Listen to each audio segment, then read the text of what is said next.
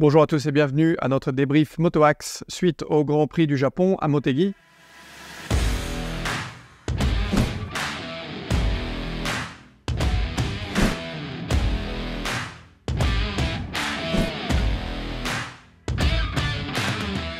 Alors je dirais qu'on n'a pas eu de grosses surprises ce week-end puisque Motegi c'est un circuit très spécifique, un circuit avec d'énormes freinages et de grosses accélérations, un circuit stop and go. Tous les pilotes qui ont utilisé les gros disques, les 355 mm high mass, donc les disques qui sont obligatoires pour ce circuit, le circuit le plus demandeur donc sur les freinages. Et sans surprise, donc les Ducati et les KTM qui ont été extrêmement efficaces sur ce circuit, sur le sec en tout cas, elles ont très bien fonctionné. Et ça, on le sait, l'avantage des Ducati et des KTM avec leur Ride Eye Device System qui fonctionne mieux que les autres marques. Des machines hyper efficaces sur les grandes, longues zones de freinage. Donc voilà, ça a été une nouvelle fois un carton plein pour ces machines et un carton plein pour Jorge Martin qui, de nouveau, fait un superbe week-end. Il signe le week-end parfait, puisque la pole position, la victoire en sprint et la victoire aussi sur le GP, sur le mouillé. Donc dans toutes les conditions, Jorge Martin, il a excellé. Donc il est vraiment en confiance en ce moment. Il a une grosse confiance. Il a aussi fait une déclaration intéressante, comme quoi il a pas changé le setting de sa machine depuis 3 ou 4 courses, donc il ne touche plus à rien. Tout va bien pour Jorge Martin.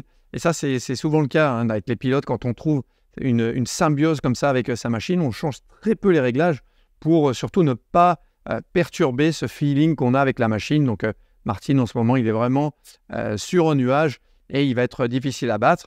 Il réduit encore une fois l'écart au championnat, plus que 3 petits points d'avance pour Pecco Bagnaia, qui pourtant, Pecco Bagnaia a fait de la résistance. Il a fait un beau week-end, signé de belles performances, un 2e en qualif, 3e en sprint, 2e au GP sous la pluie. Donc Pecco Bagnaia, il ne se laisse pas faire, mais Martin, pour le moment, est toujours un petit peu trop fort pour lui.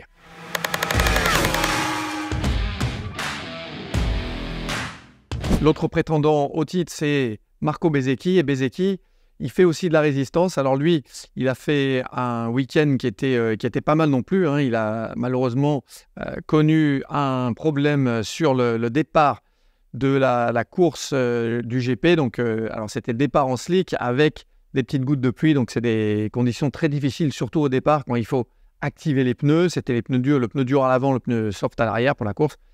Des pneus qui partent aussi, on part avec des pressions assez basses. Donc pour activer les pneus avec les petites gouttes d'eau, pas facile du tout.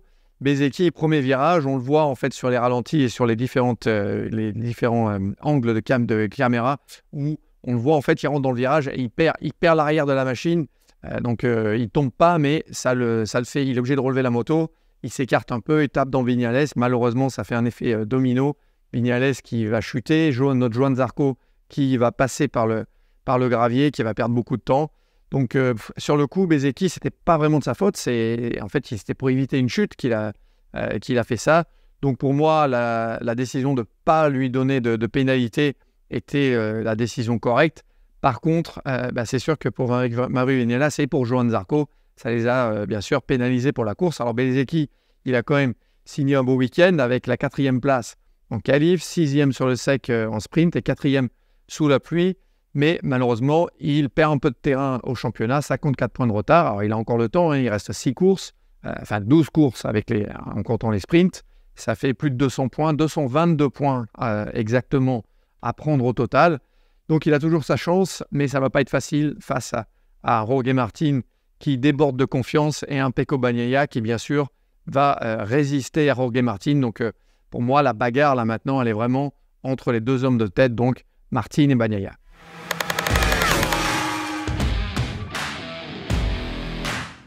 J'attendais les KTM de retour en forme pour Jack Miller et Brad Binder qui, lui, continue sa grande forme et on n'a pas été déçus. Les KTM qui ont été fortes sur ce circuit, les KTM qui sont efficaces depuis le début de l'année avec ces circuits stop and go, l'aéro hyper efficace, les motos qui sont aussi efficaces sur les grosses zones de freinage. Et j'étais content de voir Jack Miller qui a passé plusieurs courses depuis l'Autriche en fait où il a vraiment eu du mal à trouver son rythme, surpiloter un petit peu la machine. Il était vraiment en difficulté. Et là, Jack Miller, sur un circuit à Motegi, qui lui avait bien sûr réussi l'année dernière avec la victoire, et une victoire où il avait vraiment dominé l'année dernière à Motegi avec sa Ducati. Là, il a retrouvé de la confiance, Jack Miller. Il nous a fait 3 belles courses. Il nous a fait aussi une belle qualif, première ligne pour Jack Miller. Donc voilà, des belles perfs pour Jack qui se retrouve en forme. Et on a vu aussi un Brad Binder avec beaucoup de vitesse, une belle qualif pour lui aussi, 5e sur la grille, 2e place en sprint sur le sec, donc où il a réussi à doubler et à battre Pecco. Donc ça, c'est une grosse perf pour Binder. Malheureusement, il a commis une erreur sous la pluie. Bon, ça c'est facile à faire, sous la pluie. Très facile. La différence entre héros et zéro sous la pluie, elle est très petite, mais néanmoins, un très bon week-end donc pour les KTM.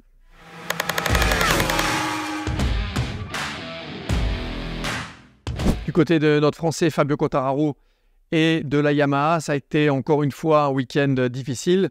Alors en Inde, Fabio, il avait réussi à surpiloter sa machine et à faire une course magnifique. Il a fait en Inde vraiment un Grand Prix impressionnant, Fabio Quartararo. À Motegi, beaucoup plus difficile de se battre contre les autres machines qui sont supérieures sur les zones d'accélération.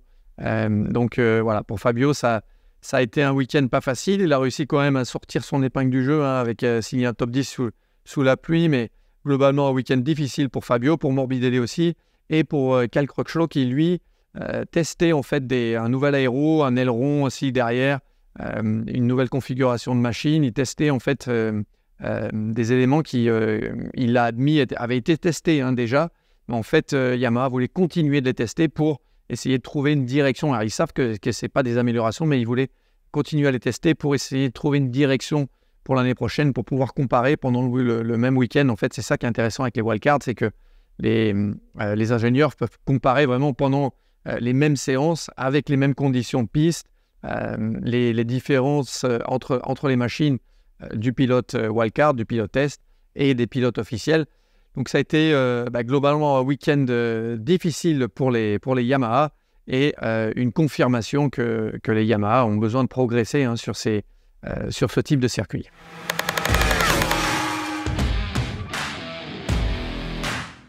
Du côté des Honda, ça chauffe, c'est très très chaud même, puisque on a eu de nouvelles déclarations de Marc Marquez, la rumeur de son arrivée chez Gresini qui est de plus en plus présente. On a eu un Gigi Dall'Igna qui a avoué à la télé italienne que Marc avait déjà choisi de partir sur la Ducati.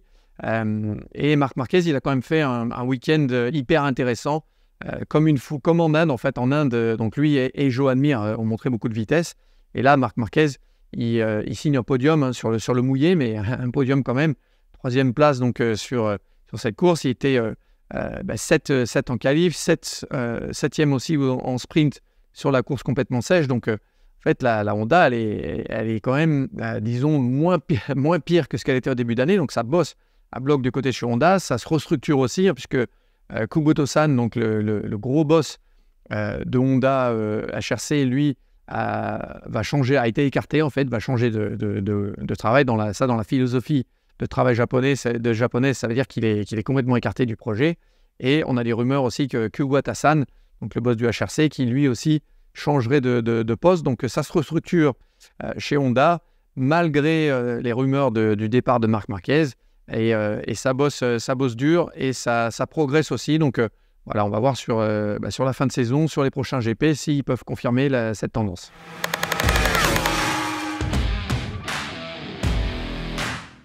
Enfin, un mot sur l'affaire de Johann Zarco sur sa course dimanche du GP.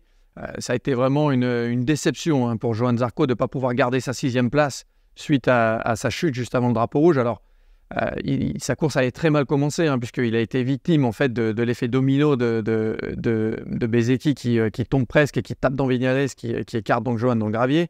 Johann qui fait ensuite une superbe remontée sur le mouillé, qui va prendre beaucoup de risques pour aller chercher cette 6e place. Malheureusement, il chute donc à 2 virages de l'arrivée, là, juste avant quelques secondes en fait, avant que le drapeau rouge soit montré au pilote. l'interruption de la course donc pour des conditions en fait trop dangereuses. Il y avait trop d'eau sur la piste, de l'aquaplaning, et c'était bien sûr la raison de la chute de Johann Zarco. Johann Zarco qui ramène sa machine, qui la pousse quand même au stand. Alors, dans ces cas-là, le règlement, qu'est-ce qu'il dit? Il faut ramener la moto dans les 5 minutes. Donc ça, Johann Zarco l'a fait. Et il faut aussi ramener la moto en fait en coupant la cellule en fait qu'il y a, la ligne qu'il y a à l'entrée des stands. Donc c'est le début en fait de l'entrée des stands où on doit enclencher le pit limiteur. Donc il y a un contrôle de vitesse, mais il faut normalement par règlement couper cette ligne. Et Johann, lui, en fait, il a poussé sa moto et il a dû passer à 5 mètres en fait, pour couper un petit peu plus court en fait, pour rentrer, parce que pousser une MotoGP qui vient de tomber, je peux vous dire, c'est pas facile.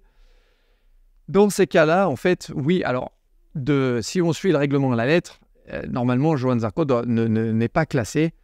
Par contre, dans ces cas-là aussi, et par règlement, il y a une possibilité pour les commissaires de faire des exceptions, des cas exceptionnels pour classer les pilotes néanmoins, même s'ils ne rentrent pas, par exemple, dans les 5 minutes, et même s'ils ne coupent pas la ligne. Donc, selon moi, les commissaires, sportivement, ils auraient dû utiliser en fait ce droit qu'ils ont à l'exception pour classer Johann Zarco. Johann Zarco qui a fait une course magnifique, qui a pris des risques énormes, qui est remonté 6e, qui, malgré sa chute, remonte sur la moto, pousse la moto, la ramène au stand.